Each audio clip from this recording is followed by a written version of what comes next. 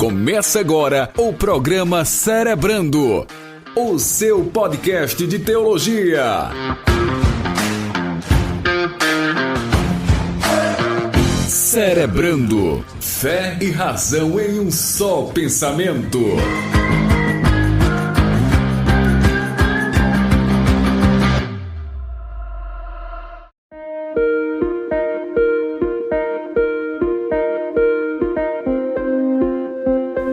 Olá, eu sou Jefferson Rodrigues e o apóstolo João não era Bruce Willis, mas era duro de matar.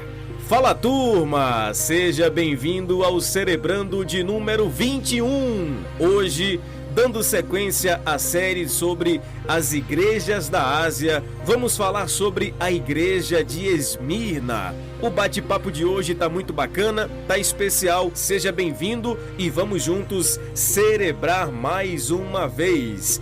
A igreja de Esmirna é o bate-papo de hoje, ou é o nosso bate-papo de hoje, e convidando você a acompanhar o nosso podcast, porque ele está cerebral. Comigo, os meus amigos de sempre, Silas Siqueira, Edmilson Rocha, e o nosso convidado especial é o nosso querido Brandon Alves, que vai falar conosco hoje sobre esse bate-papo especial. E eu já quero cumprimentar os meus amigos, falar com eles e já iniciarmos esse bate-papo. Fala, meu amigo Jefferson, graça e paz a todos. Eu sou Silas Siqueira e Esmirna é a igreja que eu mais me identifico, porque ela é pobre, mas é rica. Paz, meus irmãos, meu nome é Edmilson Rocha, como vocês bem sabem, e o que eu tenho para falar na minha introdução é justamente a frase de Justino Mártir: o sangue dos mártires são a semente da igreja. Boa, frase clássica. Essa frase também é canção, né? Quem nunca ouviu, eu sou a semente do sangue dos irmãos que morreram. Que bênção! E para bater o bate-papo conosco hoje, o nosso convidado mais que especial, ele é PhD em Esmirna. Eu já ouvi o Brandon pregar em Esmirna aí algumas vezes e todas as vezes que eu vi foi muito bom, foi muito bacana. Brandon Alves, meu mano, seja bem-vindo e fique à vontade. Fala, meus amigos, graça e paz, é uma honra estar aqui com vocês. Não levem a sério o que Jefferson falou, é uma brincadeira dele, tá certo? Não sou PhD em coisa alguma, mas estou aqui para conversar com vocês um pouquinho sobre Esmirna. Já adianto que Esmirna não é Schwarzenegger, mas eles compartilham o mesmo lema: sem dor, sem ganho. Boa! No pain, no gain, sem dor, sem ganho. E é nesse pique que a gente começa, meus amigos. A igreja de Esmirna promete. Então, olha, aumenta o volume aí, porque o bate-papo de hoje tá imperdível. Seja bem-vindo ao Cerebrando, o seu bate-papo sobre teologia, fé e razão em um só pensamento, convidando você a seguir o nosso Instagram, @Escola Discipular. Lá você acompanha tudo o que acontece aqui, seja bastidores dos podcasts e todas as novidades da nossa plataforma. E uma dessas novidades é exatamente o nosso canal no Telegram. É isso mesmo, para receber em primeira mão os nossos podcasts, tudo aquilo que a gente tem produzido. Vai lá no Instagram, @Escola Discipular, e tem um link na bio, que é exatamente o link do nosso grupo do Telegram, um grupo exclusivo para você receber em primeira mão todo o nosso conteúdo, beleza? Esperamos você lá para que você possa interagir conosco. Sem mais delongas, vamos ao bate-papo de hoje. Vamos falar sobre a igreja de Esmirna. Aperta o play, aumenta o volume, porque o bate-papo de hoje está cerebral.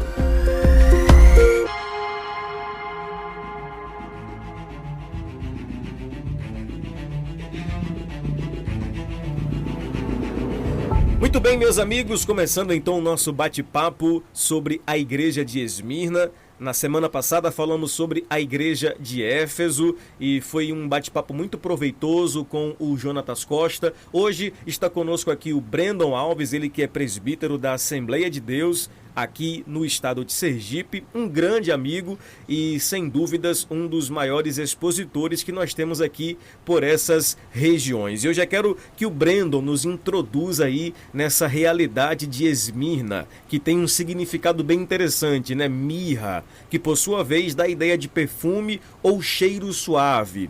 E existe uma analogia bem interessante aí sobre essa igreja, porque ela era uma igreja extremamente perseguida. E a gente já pode fazer aqui uma breve aplicação, entendendo que quanto mais esmagada pelo mundo em virtude da sua fé, mais o aroma do seu testemunho era exalado. Brandon, o que é que você pode nos introduzir aí acerca do contexto histórico de Esmirna, a sua localização geográfica? Fala aí, meu mano, fique à vontade. A igreja de Esmirna, ela ficava a cerca de 70 quilômetros ao norte da cidade de Éfeso. A cidade de Éfeso era a principal cidade da região da Ásia Menor, mas concorria juntamente com Esmirna pelo posto de principal cidade dessa região. Então, a cidade de Esmirna era uma cidade muito bem desenvolvida para os padrões da época, tinha cerca de 100 mil habitantes. Até para os padrões atuais, uma cidade com 100 mil habitantes é uma cidade com uma grandeza geográfica considerável. A cidade de Esmirna possuía o segundo maior porto do Mar Egeu, atrás apenas do porto da cidade de Éfeso. Era uma cidade muito bem localizada geograficamente, até porque ela estava abrigada ali no Golfo, que na época era conhecido como Golfo de Esmirna, ali mesmo no Mar Egeu. E esta cidade, ela era a segunda geograficamente entre as sete cidades da Igreja da Ásia. Então não é à toa que textualmente ela também é a segunda igreja com quem Jesus vai tratar por meio dessas 7 cartas. Algumas pessoas dizem que se você tiver a oportunidade de viajar até a Turquia, onde se encontram os escombros das antigas cidades que estavam na região da Ásia Menor, você vai conseguir fazer um tour em apenas um dia por essas 7 cidades. Há uma estrada, e já naquela época havia uma estrada que ligava todas as cidades, uma atrás da outra, na ordem que está exposta aqui no livro de Apocalipse. Então, tanto geograficamente quanto textualmente, a cidade de Esmirna é a segunda cidade entre as 7 das igrejas da Ásia. A cidade de Esmirna era uma cidade histórica, muito antiga, uma das mais antigas daquela região. Ela era uma cidade que tinha uma história de aproximadamente 5.000 anos, e ela enfrentou um período muito difícil em sua história, que foi 400 anos praticamente de inexistência. Foi no ano de 600 a.C., quando a cidade de Esmirna foi invadida pelo povo lídio, que é um país que ficava ali próximo àquela região da Ásia Menor, e os lídios invadiram a cidade de Esmirna e a destruíram por completa. Ela passou 400 anos de praticamente inexistência, apenas com algumas pequenas aldeias povoando aquela região, até que, por volta do ano 200 a.C., ela foi reconstruída e reedificada com uma glória, com uma magnitude que ela não tinha antes. A partir desse momento, historicamente, a cidade de Esmirna passou a ser considerada como a beleza da Ásia Menor. Então, geograficamente, essas são as principais características da cidade de Esmirna. Que top! Ô Brandon, só para situar o nosso ouvinte, a cidade de Esmirna, ela hoje ainda está de pé, né? Na verdade, é a única cidade sobrevivente das 7 igrejas da Ásia e, por sinal, ela acaba até tendo um nome bem parecido com a igreja de Esmirna nos dias atuais, que é Izmir, que fica na Turquia asiática. É mais ou menos isso aí mesmo? Exatamente. Algumas dessas cidades, como por exemplo a cidade de Pérgamo e a cidade de Laodiceia, ela possui, a cidade de Pérgamo e a cidade de Sardes, certo?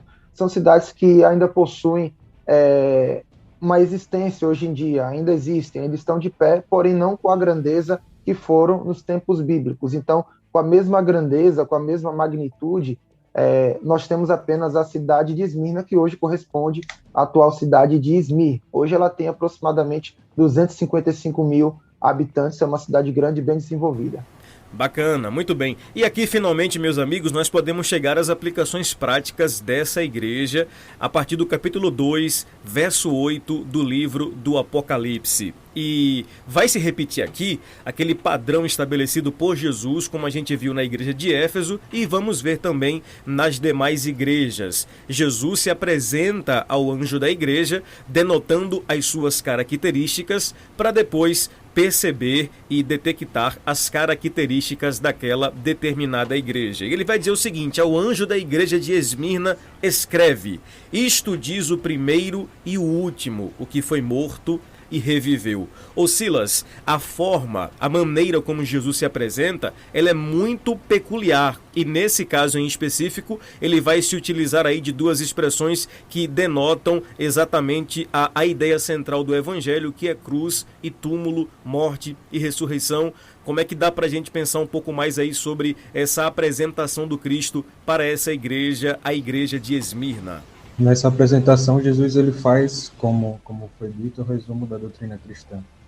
E Esmirna é uma igreja que enfrenta a morte em uma cidade que já havia morrido e ressuscitado. Como o Brandon bem introduziu, é uma cidade bastante antiga e que já havia passado por questões de destruição e reconstrução ao longo da história. Então, essa referência, ela é bem, eu acredito que bem aplicada e bem recebida pela igreja de Esmirna, porque Jesus se apresentando como o primeiro e o último, o que foi morto e reviveu, é algo que a igreja de Esmirna entende com certa propriedade. E acredito que Jesus, com certeza, com aplicação muito boa para o contexto da cidade. O Edmilson, tem uma expressão nesse verso que muito me chama a atenção. Ele vai dizer o seguinte: ao anjo da igreja de Esmirna escreve, isto diz o primeiro e o último, denotando essa eternidade do Cristo, sendo o primeiro e o último. No início do livro do Apocalipse, ele vai se apresentar a João como o Alfa e o Ômega, também denotando essa ideia. Eu comentava com o Brandon e com o Silas em off que há um pensamento bem interessante, que na verdade acredita que Jesus não disse eu sou o Alfa e o Ômega, mas ele falou eu sou o Aleph e o Tav. Afinal de contas, ele era judeu, João também era judeu, e na verdade o grego que está aqui traduzido era, na verdade, a língua oficial do Império, e por isso foi traduzido no grego. E se considerarmos esse fato, a aplicação ela muda um pouco, apesar que mantém a ideia de primeiro e último. Aleph, primeira letra do alfabeto hebraico, e Tav, última letra do alfabeto hebraico. Mas a aplicação é bem interessante, porque o Aleph era uma letra muda. O Tav, no paleo-hebraico, uma letra que era em forma de cruz e traz sustentação à sílaba. E a aplicação é bem interessante, ela diz que ele é o Aleph, ou seja, uma letra muda, ele foi levado como ovelha muda para o matadouro, mas ele também é o Tav, ou seja, através da cruz ele traz sustentação a toda a humanidade. Essa apresentação do Cristo, denotando exatamente essa capacidade, essa sua natureza eterna, é muito peculiar para o entendimento de todo o livro do Apocalipse. Afinal de contas, ele é eterno, o seu reino jamais terá fim. Meu irmão, se a gente fosse, se tivesse lá na tradução original lá, eu sou o A e Z, já tava lindo, imagina com uma aplicação, né, dessa, né? Pois é. É perfeito. Não, isso não explica somente a questão do livro do Apocalipse, mas a Bíblia como um todo, né? A gente fala a respeito do princípio e o fim, né? O Senhor é o princípio e o fim de todas as coisas. João ele vai pontuar, já que estamos falando de um livro que foi escrito por João, né? Enquanto Mateus fez uma genealogia terrena a respeito de Jesus, no qual também é extremamente importante, João vai iniciar o evangelho dele no capítulo 1 falando da genealogia, só que ele parte de um princípio eterno, né? Ele diz, no início era a palavra, e a palavra estava com Deus, e a palavra era Deus. Então essa aplicação a gente vê justamente, né, em Jesus se apresentando a Esmirna dessa forma. Outra coisa interessante também foi algo que nós já pontuamos, né, no podcast passado, falando a respeito da apresentação de Jesus, do interesse de Jesus em se apresentar antes de querer apresentar algo. Então isso é muito interessante, porque Jesus ele sempre faz a relembrança, até mesmo com a questão de consolo e de cuidado. João relata que ao ver Jesus, né, glorificado, na verdade não tinha nem visto ainda, viu aquela voz, viu o Senhor glorificado, quando olhou para trás caiu como morto. A primeira coisa que Jesus vai fazer é justamente se apresentar para ele, dizendo, não tenha medo, eu sou aquele que é e que há de vir. Então o Senhor sempre está se apresentando para nós, e não é diferente nesse contexto aqui. O que eu acho muito interessante, Jefferson, é que o cuidado do Senhor em se apresentar é justamente para a gente sempre ter em mente com quem nós estamos falando. E ter em mente com quem nós estamos falando é revelador. Tanto que Provérbios vem dizer que o princípio da sabedoria é o temor ao Senhor. E justamente você ter sabedoria, você temer a Deus, só vem do conhecê-lo. Então é por isso que essas apresentações de Jesus são muito importantes da gente meditar em cima delas, principalmente nesse contexto aqui de Esmirna. Boa, bom demais. Ô Brandon, finalmente a gente chega na parte em que Jesus vai falar das características dessa igreja. Primeiro, como a gente colocou, ele denota as suas características e agora ele faz uma análise desta determinada igreja. E ele vai começar pelo caminho da ciência, ou seja, do conhecer. Ele diz assim, ó, conheço a tua tribulação e a tua pobreza, mas tu és rico. E esse conhecimento de Jesus é bem interessante porque ele está falando com propriedade de causa. É como se ele dissesse, eu conheço por viver ou por ter vivido experiências e coisas parecidas. Ele sabe o que é tribulação, ele sabe o que é pobreza. E eu sei, Breno, que você tem uma aplicação bem interessante aí sobre essa ideia da tribulação, exatamente no contexto exegético da palavra. E eu queria muito que você nos abrilhantasse aí sobre essa ideia, para que a gente possa entender bem o que é tribulação. Afinal de contas, tem crente repreendendo tribulação, dizendo que é coisa do diabo. Nem sempre, né, meu amigo? Com certeza, meu amigo Jefferson. É interessante citar também que Jesus, quando fala para a igreja de Esmirna, eu conheço, ele está dizendo, não há nada sobre a sua vida que eu não saiba. Até porque Deus criou o povo, Deus criou aquela igreja pertencia a ele. Então, ele está falando como alguém que é o criador dela, que detém todos os detalhes da sua existência, né? O salmista Davi, ele diz no Salmo 139, no verso 4, ainda antes que a palavra venha à minha boca, em verdade, todas elas o Senhor já conhece. No mesmo texto mais adiante, ele vai dizer, os teus olhos viram meu corpo, ainda quando era uma massa sem forma, e nos teus livros todas essas coisas já haviam sido escritas. Lá no início para Jeremias capítulo 1, Deus vai falar, antes que te formasse no ventre da tua mãe, te conheci. Você não estava nem formado ainda, não havia nem o feto no ventre da sua mãe, mas eu já te conhecia. Antes que saísse da mata, te santifiquei, as nações te anunciei como um profeta. Então, Deus, ele sabe como falar, como se reportar e como tratar com o seu povo, porque o povo pertence a ele, nós pertencemos a ele. E muitas vezes nós ficamos querendo questionar, né, como se pudéssemos, querendo questionar o trabalhar de Deus na nossa vida e os propósitos que ele tem no nosso sofrimento, na nossa tribulação. Nós precisamos compreender que sofrer por amor a Cristo não é uma agonia, não é algo desesperador, é um prazer e uma honra. Você morrer por Cristo é uma honra. Citando já, fazendo aqui, dando já algum spoiler sobre Policarpo. Policarpo, antes de ser queimado na fogueira, ele disse para os seus algozes, acendam logo essa fogueira, estou ansioso para ver o meu mestre. Replicando aqui as palavras do apóstolo Paulo, ele disse que morrer para ele é Cristo e o viver é lucro. Então, meu irmão, nós entendemos que a tribulação na vida do cristão, ela é uma honra.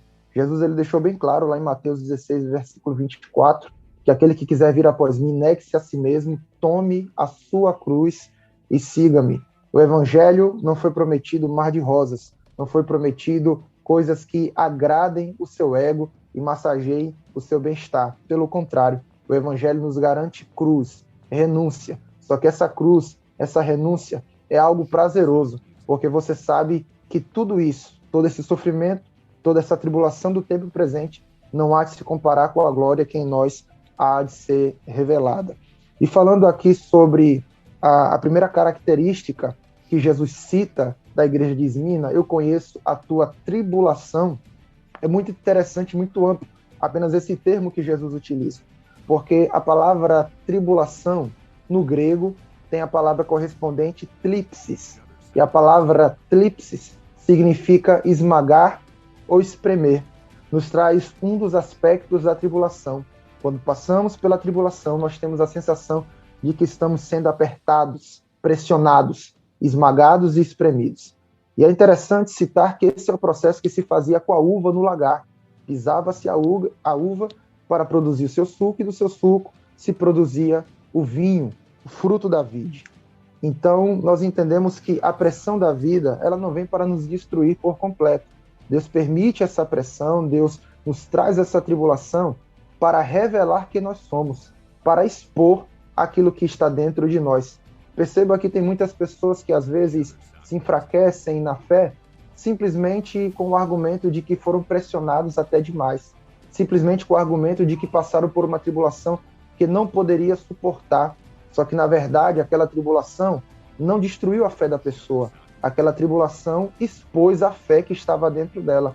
Uma fé fraca, frágil e que não estava alicerçada, de fato, em Cristo Jesus. Às vezes a nossa fé está alicerçada nos amigos, nos companheiros, na família, ou até mesmo na figura de uma liderança. Mas a nossa fé, ela precisa estar firmada em Jesus.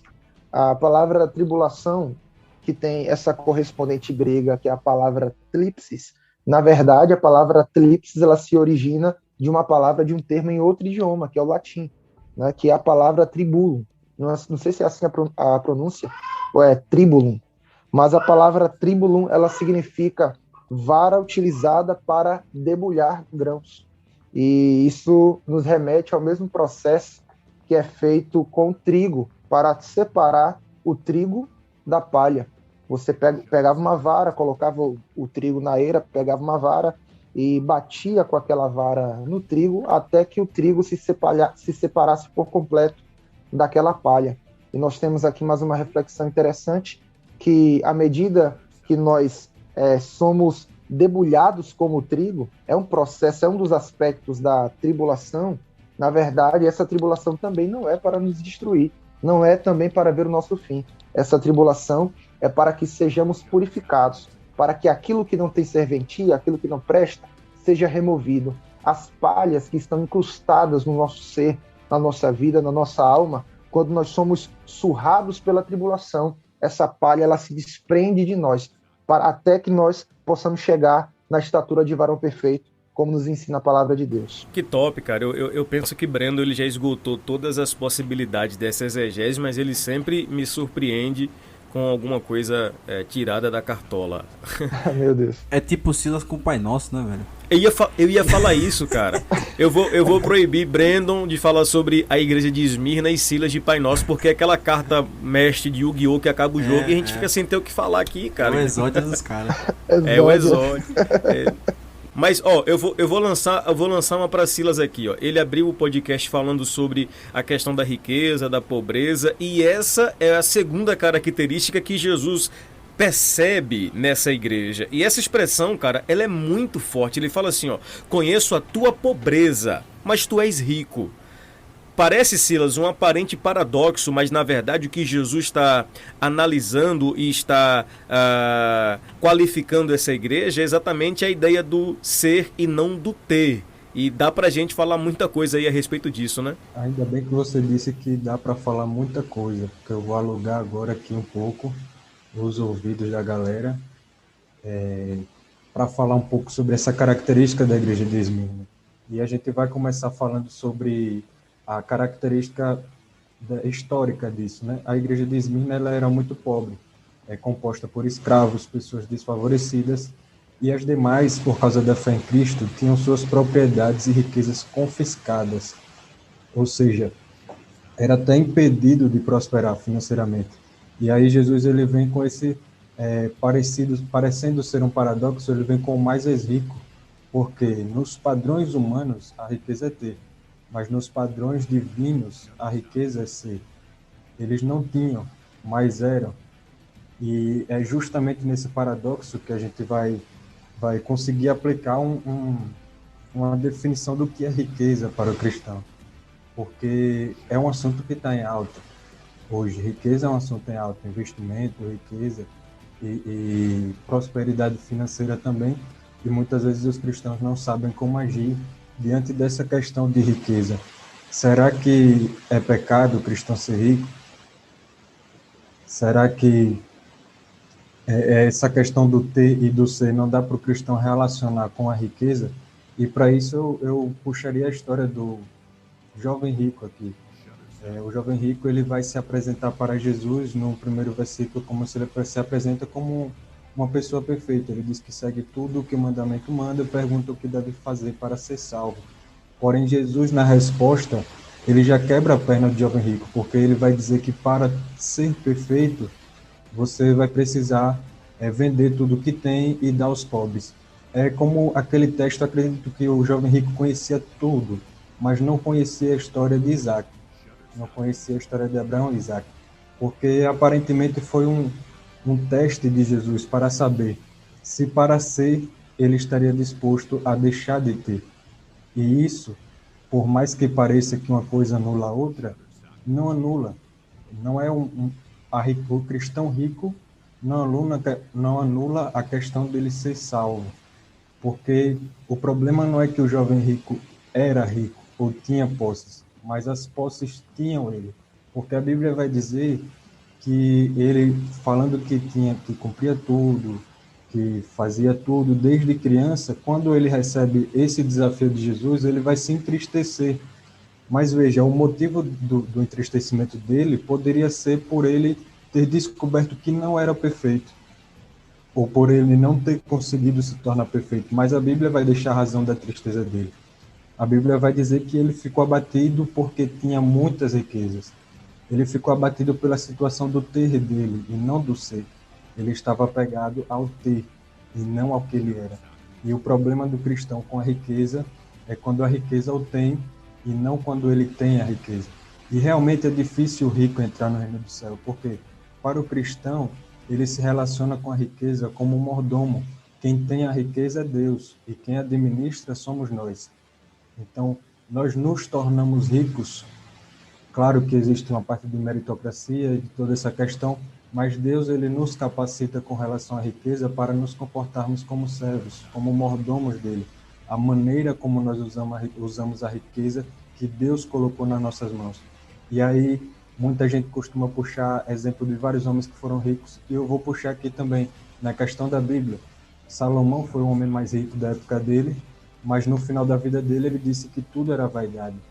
Jó foi o homem mais rico da época dele, mas quando ele perdeu tudo, sua família, inclusive suas posses, ele não resmungou contra Deus. Ou seja, todos esses homens foram homens de Deus, foram ricos, mas nenhum deles foi posse da riqueza, mas possuía as riquezas que Deus concedeu e administrava como servos e mordomos.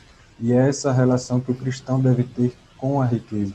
Deve se comportar como um mordomo administrando aquilo que Deus concedeu na mão dele.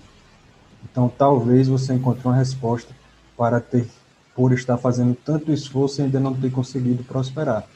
Talvez precise mudar uma chave aí no seu coração e se comportar mais como um servo, como um mordomo, que talvez Deus conceda algumas coisas mais aí para que você possa acrescentar ao reino dele financeiramente. Pois podemos resumir a ideia de que existem pobres homens ricos, assim como ricos homens pobres. Parafraseando o reverendo Hernandes Dias Lopes, o problema não é ter dinheiro no bolso, é entronizá-lo no coração. Muito bom, Silas.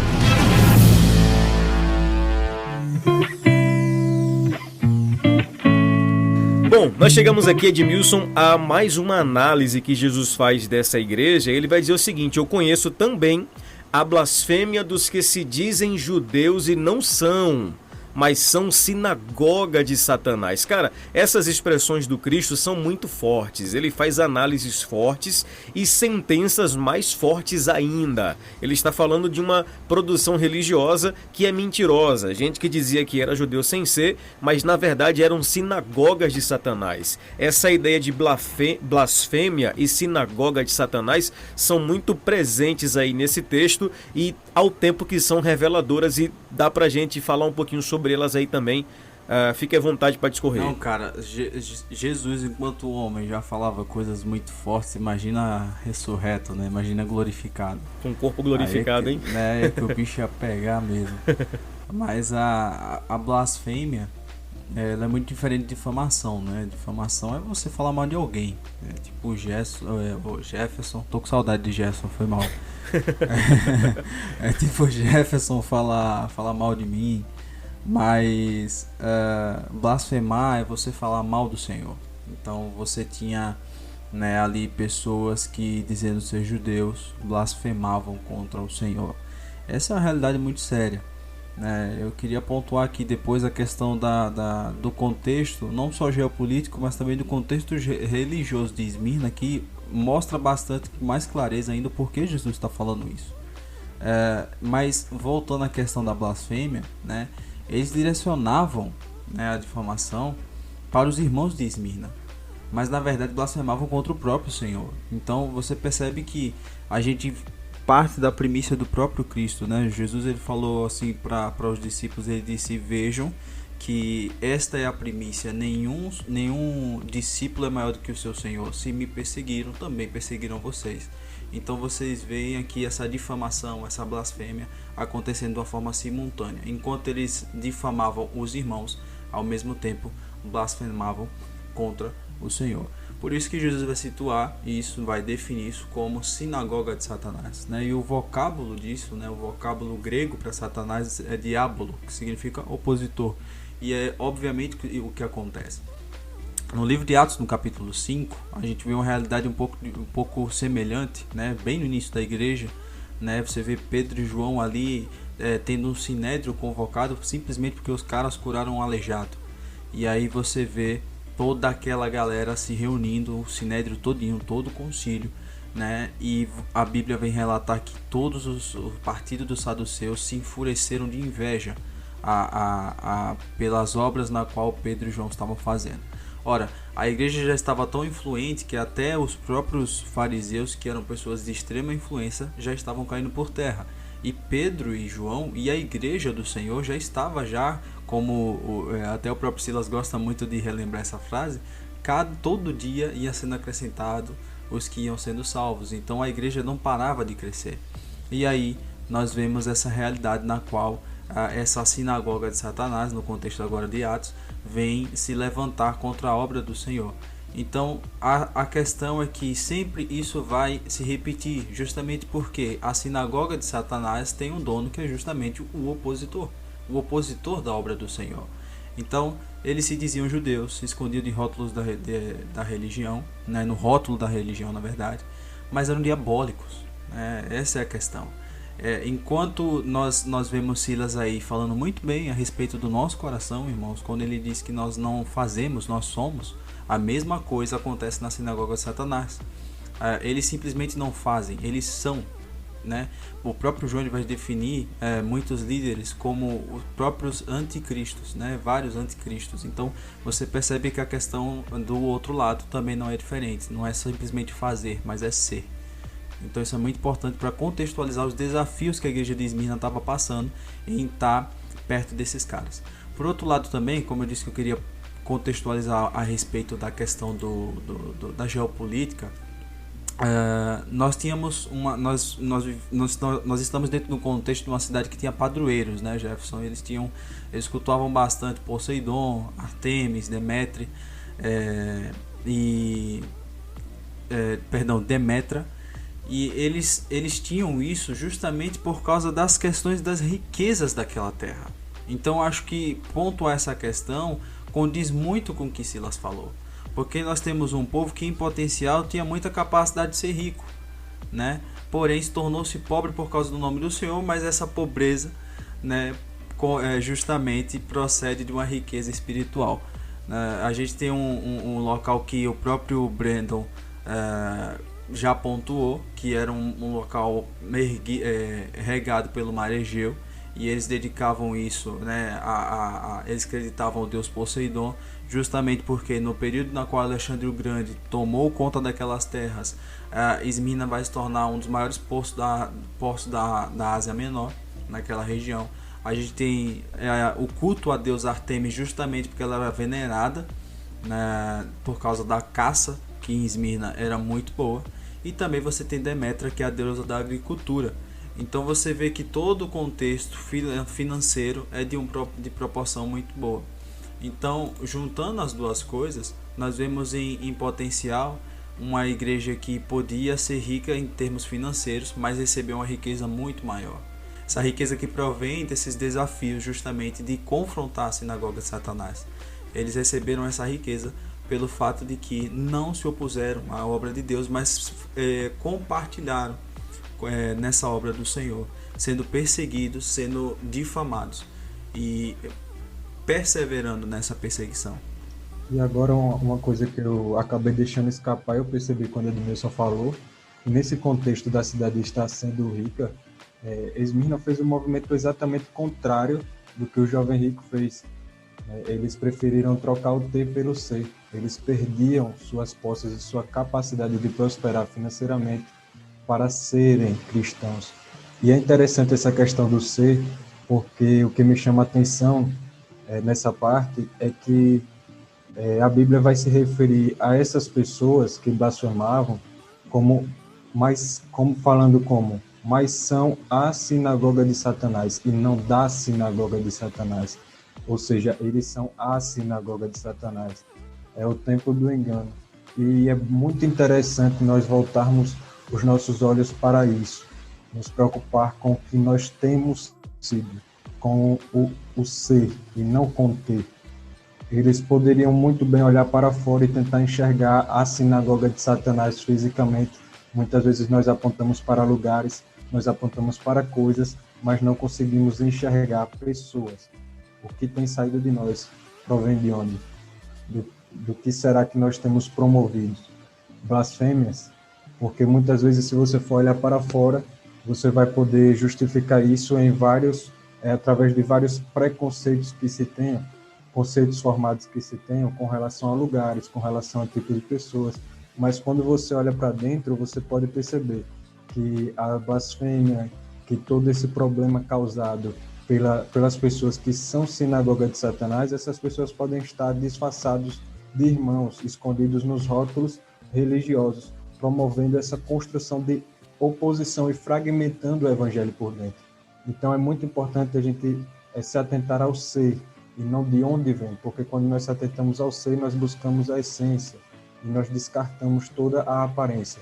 Então, abre o olho com o que você tem, onde você tem procurado enxergar a sinagoga de Satanás e o que nós temos sido.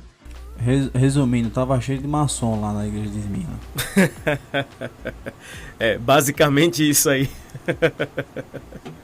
Bom, meus amigos, finalmente nós chegamos no verso 10 e eu considero o verso 10 o ponto auge da narrativa de Cristo acerca dessa igreja. E ele vai dizer o seguinte: não temas o que há de padecer. Eis que o diabo está para lançar alguns de vós na prisão, para que sejais provados, e tereis uma tribulação de 10 dias. Ser fiel até a morte, e dar-te-ei a coroa da vida. Ô Brandon, eu acho tremendo a visão de Jesus, porque ele já vai dar o parecer do que vai acontecer e já adianta o consolo preventivo. Porque ele fala assim, não temas o que vocês vão padecer. E ele já nos antecipa essa ideia, trazendo a revelação do que de fato vai acontecer. E eu acho interessante essa capacidade do Cristo de não mascarar realidades. Aí logo em seguida ele fala, eis que o diabo lançará alguns de vós na prisão. E aqui fica muito claro qual de fato é a nossa luta.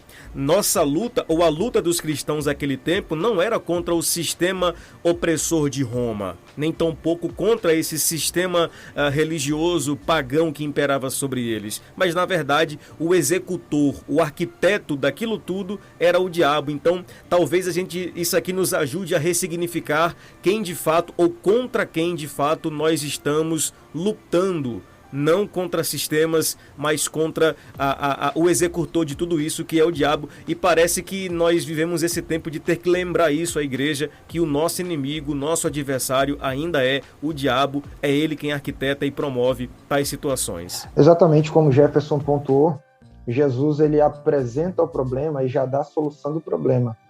Ele revela a tribulação e ele já garante a solução daquela tribulação. Como ele disse anteriormente para os seus discípulos, no mundo tereis aflições, mas tem de bom ânimo, porque eu venci o mundo.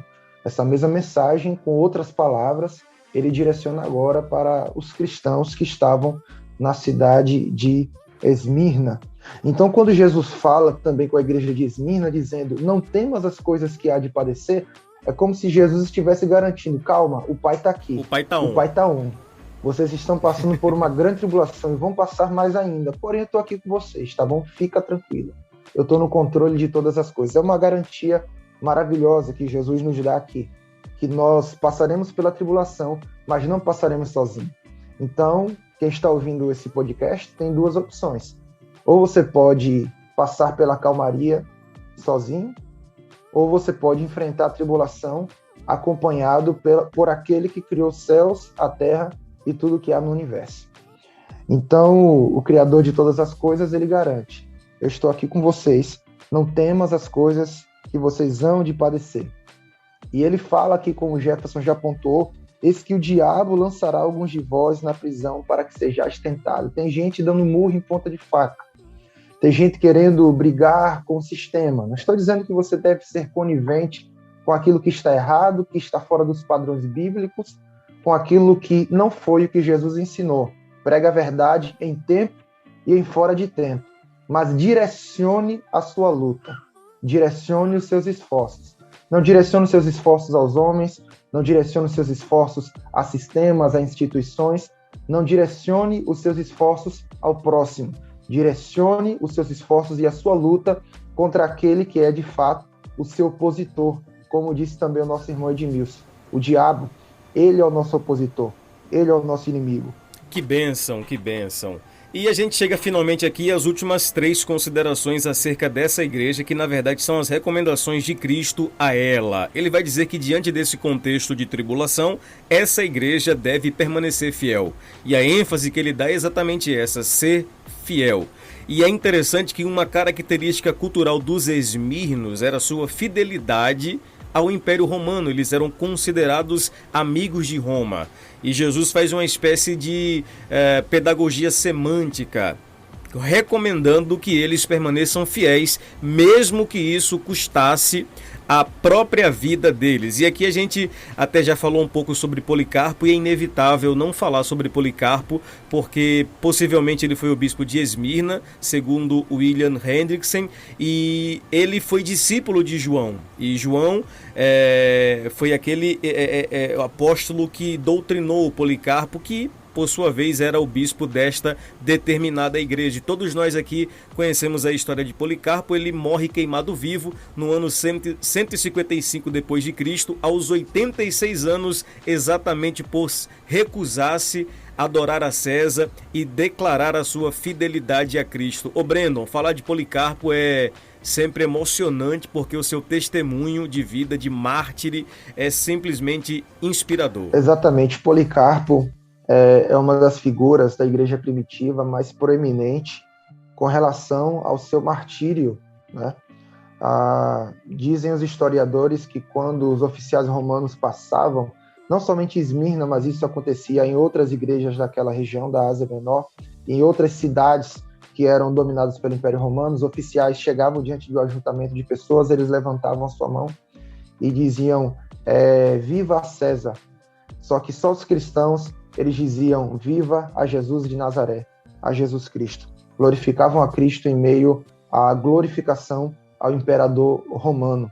Policarpo, ele foi duramente perseguido por conta da sua fidelidade essa que era visível em toda a igreja de Esmirna. Como bem pontuou Jefferson, a igreja de Esmirna, ela segue os padrões, alguns padrões culturais, alguns padrões da sua vida, né, do seu cotidiano ali na cidade, e um desses padrões que ela prossegue, que ela continua seguindo mesmo após estar servindo a Jesus, conhecer a verdade do Evangelho, é a sua fidelidade. A gente vê como é importante a gente ter uma base cultural bem estruturada. Não é em vão que a Bíblia Sagrada diz, ensina o menino no caminho em que deve andar, e ao crescer não se desviará dele. Então, quando você tem uma estrutura familiar, uma estrutura cultural que vai te dar um senso de moralidade, um senso de responsabilidade, isso vai acabar se refletindo lá na frente, na sua vida adulta, na sua fase adulta, principalmente no que diz respeito à sua comunhão com Deus. A igreja de Esmirna, os crentes de Esmirna, eles tinham essa raiz cultural que acabou também se refletindo na sua comunhão com Deus. Essa fidelidade que já era cultural deles, que já era de praxe deles, acaba se refletindo na comunhão que eles tinham com Deus. Meus amigos, nós chegamos então ao último verso, o verso de número 11, e eu queria já abrir aqui para as considerações finais a partir desse verso 11, porque mais uma vez Jesus vai enfatizar: quem tem ouvidos ouça o que o Espírito diz às igrejas. E como de praxe, ele finaliza como a recompensa para a igreja vencedora. Ele vai dizer o seguinte: ao que vencer, de modo algum sofrerá o dano da segunda morte. E parafraseando um dos meus teólogos preferidos, o Warren Wiersbe, ele diz o seguinte: os que nasceram 2 vezes morrerão apenas uma vez.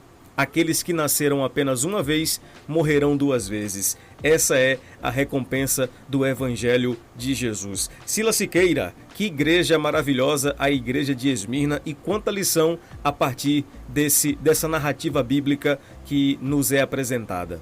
Uma igreja realmente maravilhosa, e minha consideração final é que é uma igreja de se admirar, porque nós chegamos a essas cartas e Jesus ele vai destacar pontos bons e ruins das igrejas.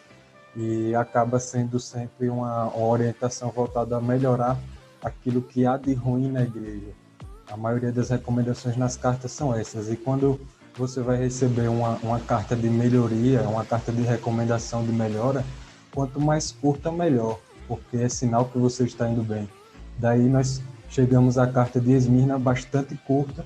A gente faz um podcast curto e minha consideração final também é curta. Esmirna, para mim, está de parabéns, porque eu nem enxerguei um ponto ruim aqui que Jesus ele entrega a Esmirna, e Jesus conhece tanto essa igreja, sabe tanto que eles são e são desapegados do ter, que ele fala que ainda há de padecer mais coisas. A fidelidade de Esmirna está num nível tão grande que Jesus ele não se importa em mascarar. Não importa se é uma igreja que já é fiel, se é uma igreja que já vive tribulação, mas Jesus vai lá e diz: nada temos das coisas que ainda irão padecer. Ainda fala o que irá acontecer e pede para que eles sejam fiéis a mais tribulação, para que seja dada a coroa da vida a eles. E é isso que Esmirna permanece sendo. Ou seja, mesmo quando nós temos aquela visão de responsabilidade, aquela visão de caminho certo, nós não fazemos nada mais do que nossa obrigação. É aquele velho ditado. Então, que se você se comporta como Esmirna, não tem muita coisa de reclamar de você, mas só coisa é elogiar. Continue assim. Se você já vive tribulação, vem mais tribulação. Seja fiel até a morte. Em nome de Jesus. É isso aí. Edmilson, texto curto para aplicações riquíssimas. Igreja de Esmirna. Cara, lindíssimo, lindíssimo. Mark Finley, né? Ele fala uma coisa muito interessante. Mark Finley, ele é um apresentador. Eu nem sei mais se ele está vivo. Eu já ouvi alguns programas dele. E espero que sim, para você não estar matando um homem, viu? E ele fala a respeito de Esmirna. Ele fala uma coisa muito interessante, cara, porque Esmirna ela é conhecida por ser uma cidade que adentra os visitantes e não o contrário, né? Os visitantes são pessoas que vão até a cidade, mas Esmirna parece que é uma cidade que entra em você, que visita você. E isso é justamente por meio dos seus cheiros, imagens, sabores, né, sons. Esmirna é muito colorida, muito bonita. E não é diferente no contexto bíblico também, como nós já pontuamos aqui, a respeito de como o povo de Esmirna se comportava.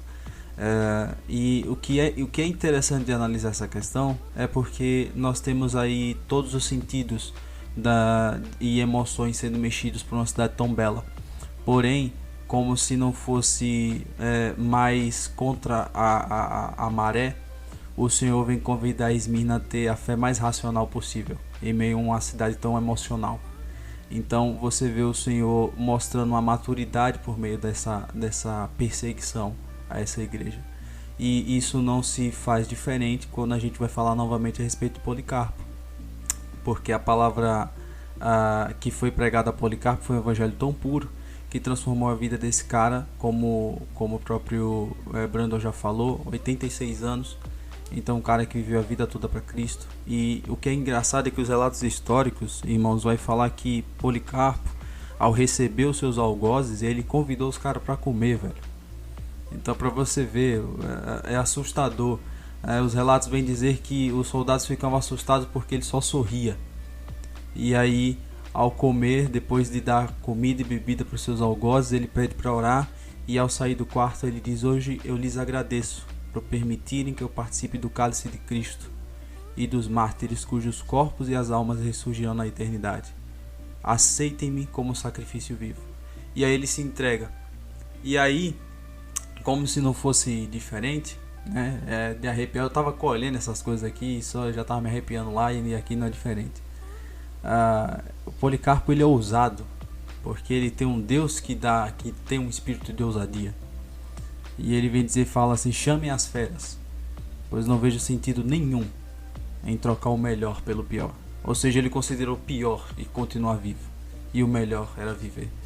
Então isso é de uma profundidade tão grande que até hoje, né, os relatos históricos vêm definir a morte de Policarpo como se fosse arrancar a cabeça de uma hidra. A movimentação, o avivamento daquela igreja foi tão tremendo que até hoje, ao ouvir falar de Policarpo, muitas pessoas se convertem só pelos relatos históricos. E a gente continua tendo vários relatos de testemunhas oculares naquela época, na qual diziam que o rosto de Policarpo naquele estádio brilhava como se fosse a graça de Deus. E como nós situamos, né, a respeito de Jesus fez um alinhamento ali a respeito da cruz, né, da ressurreição, né, da morte e ressurreição. O evangelho, ele é puro e simples. Então é isso, né? O C.S. Lewis vai definir assim: evangelho puro e simples. E é exatamente o que nós vemos aqui na carta de Esmirna.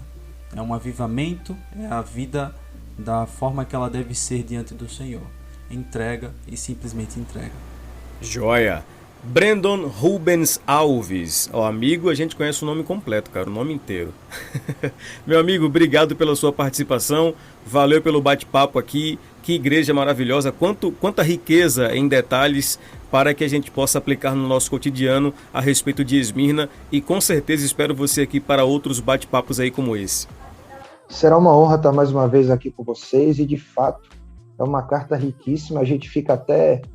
pode parecer que não, mas a gente fica até um tanto quanto perdido em saber como e o que a gente vai falar de tanta opção que a gente tem para falar em cima dessa carta. E as minhas considerações finais, praticamente ratificando o que Silas já falou e o Edmilson acabou de mencionar, que é sobre a perseverança, ser fiel até a morte, que é um sinônimo de ser fiel até o fim, e dar-te-ei a coroa da vida.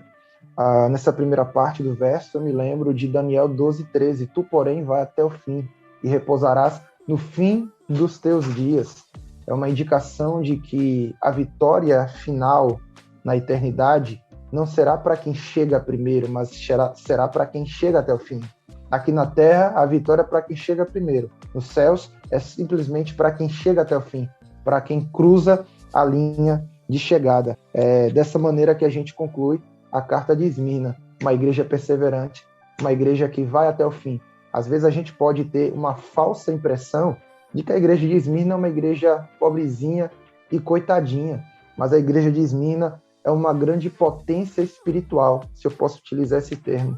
É um povo que em Cristo era extremamente forte e poderoso. É um povo que tinha autoridade para dizer as mesmas palavras de Paulo em Filipenses 4:13. Posso todas as coisas naquele que me fortalece.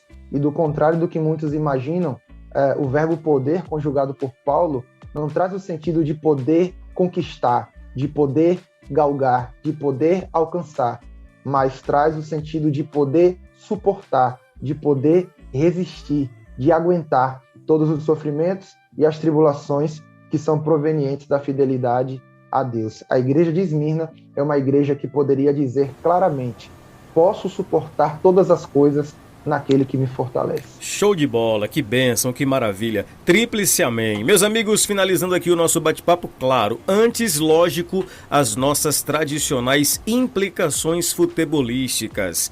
Exatamente, a gente alinha futebol ao tema do podcast. E olha, hoje, a gente falando aqui sobre a igreja de Esmirna, Jesus se apresenta a ela dizendo assim: eu sou o primeiro e o último. E eu tô aqui, ó, com Silas, São Paulino, Edmilson, flamenguista, Brandon, palmeirense, e eu que sou o Café com Leite, confiança. Eu vou lançar a braba aqui pra vocês. Ele disse aqui que é o primeiro e o último. E no Campeonato Brasileiro, quem será primeiro e quem será o último? Fica aí o debate pra vocês aí. Se degladiem, meus amigos. Não tem degladiação, não.